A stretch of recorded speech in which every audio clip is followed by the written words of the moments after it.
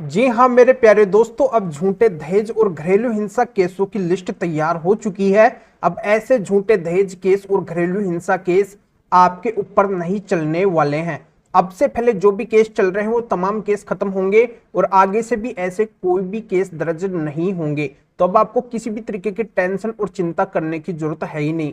तो दोस्तों ये आपके लिए गुड न्यूज है। तो कैसी गुड न्यूज है और कैसे दहेज केस खत्म होंगे, पूरी जानकारी आज के वीडियो के अंदर मैं आपको अच्छे से समझाने वाला हूं। वीडियो बहुत ही महत्वपूर्ण है, आपके फायदे का है। वीडियो को आपको कहीं से भी स्किप नहीं करना है, क्योंकि ऐसी जानकारी आपको हर जगह पे नहीं मिलेगी जो इस वीडियो के अंदर मिलने वाली है। तो अंत तक बने रहिए, पूरी जानकारी का फायदा उठाइए। और इस चैनल को अभी तक सब्सक्राइब नहीं करे हैं तो सब्सक्राइब भी कर दीजिए और साथ में बेल आइकन को भी दबा दीजिए।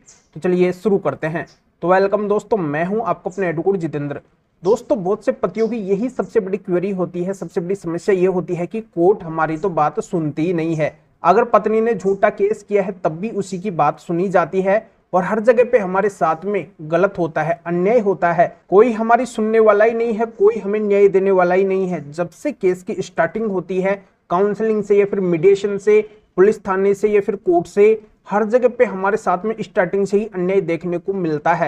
यानी कि शुरू से ही हमारे ऊपर दबाव बनाया जाता है, प्रेशर बनाया जाता है, जबकि पत्नी के साथ में ऐसा कुछ भी नहीं किया जाता है। उसकी शांति से बात सुनी जाती है और गलती उसकी होते हुए भी उसी का पक्ष लिया जाता है और हमारे को डराया जाता है, धमकाया जाता है, हमारे साथ में बहुत ही गंदा व्यवहार किया जाता है। अगर हम कुछ सबूत भी वहां पे पेश करते हैं तो उन सबूतों को भी इग्नोर कर लिया जाता है, उनको बिल्कुल भी एक्सेप्ट नहीं किया जाता है। तो फिर इतना भेदभाव क्यों हो रहा है? जब पत्नी वहां पे साबित भी नहीं कर रही है कि हमने उसके साथ में गलत किया है, तब भी उसका साथ क्यों दिया जाता है? ऐसा सिस्टम देश के अंदर नहीं होना चाहिए। अगर ऐसा पत्नी का झूठा केस है तो वो तत्काल प्रभाव से वहीं पे खत्म हो जाना चाहिए, वो फिर बिल्कुल भी आगे नहीं बढ़ना चाहिए। उस केस के अंदर फिर हमें क्यों परेशानी का सामना उठाना पड़ता है?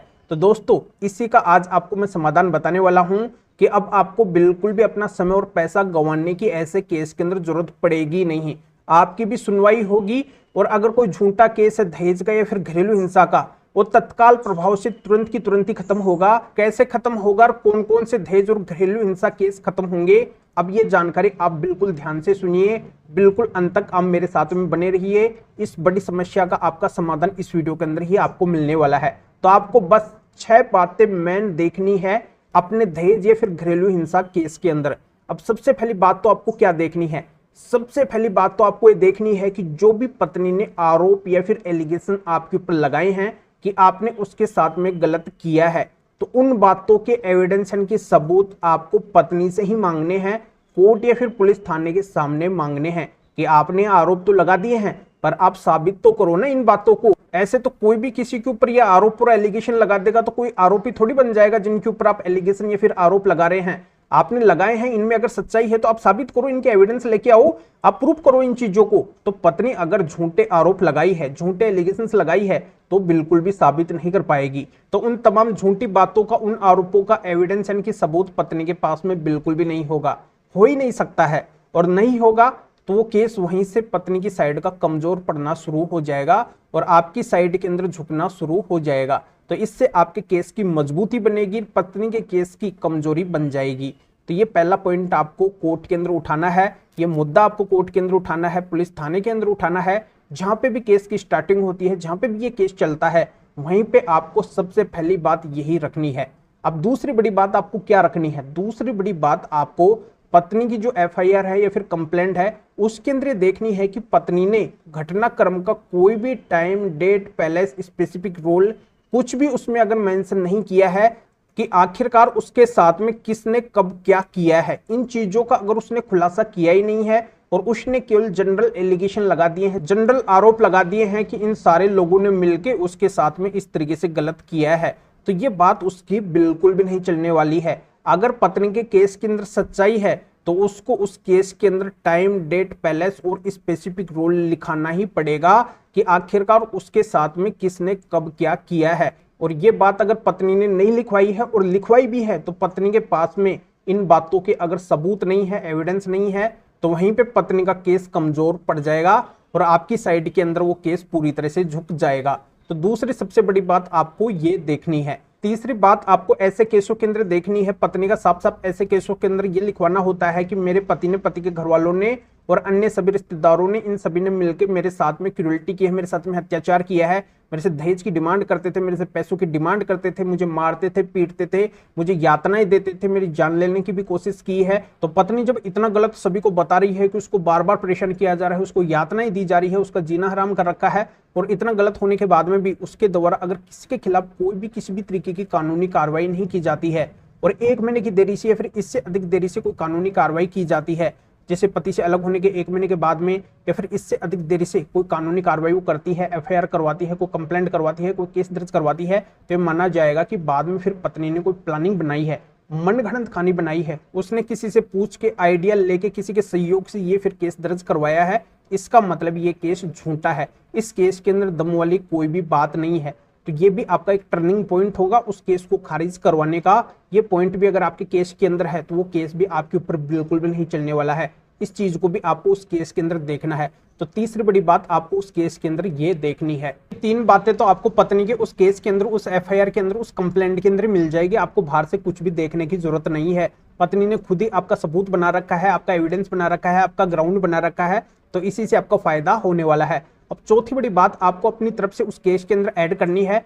आपको ये दिखाना है कि पत्नी ने जो भी गलत किया है आपके साथ में रहते हुए, उन बात के अगर एविडेंस आपके पास में है तो वो एविडेंस आपको कोर्ट के अंदर देने हैं। तो चौथी बड़ी बात आपको उस केस के अंदर ये ऐड करनी है। 5वीं बड़ी बात आपको उस केस के अंदर ये ऐड करनी है कि आपने उस पत्नी के साथ में रहते हुए जो भी उस पत्नी के लिए अच्छा किया है, इस बात की जो भी एविडेंस यानी कि सबूत आपके पास में है, इनको आपको उस केस के अंदर पेश करना है, उस केस के अंदर देना है।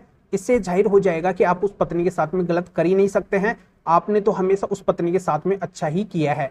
अब मैं आपको 6वीं सबसे महत्वपूर्ण और सबसे बड़ी बात बताने वाला हूं। ये बात अगर आपके केस के अंदर नहीं है, ये काम अगर आप उस केस के अंदर नहीं करते हैं, तो इन 5 बातों का भी कोई भी मतलब नहीं है।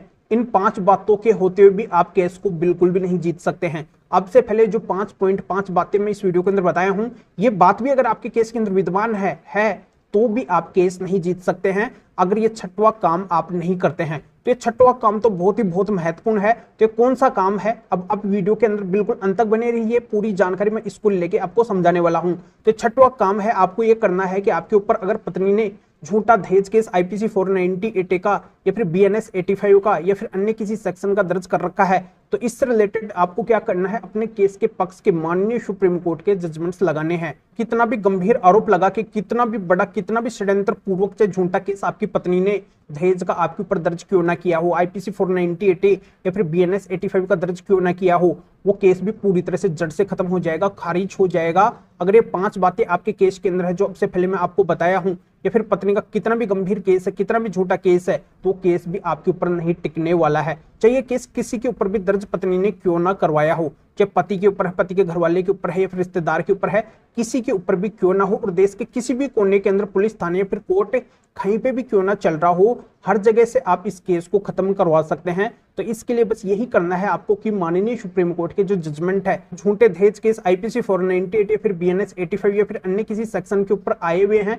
पति के पक्ष के जो जजमेंट है उनको आपको लगाना है। तो ऐसे मेरे पास में बहुत ही महत्वपूर्ण माननीय सुप्रीम कोर्ट के टॉप सेलेक्ट किए हुए, अनुभव के आधार पर सिलेक्ट किए हुए बहुत ही महत्वपूर्ण जजमेंट है। इन जजमेंट से अब तक हजारों लाखों पतियों को सफलता मिली है, पति के घर वाले, रिश्तेदार सभी को सफलता मिली है।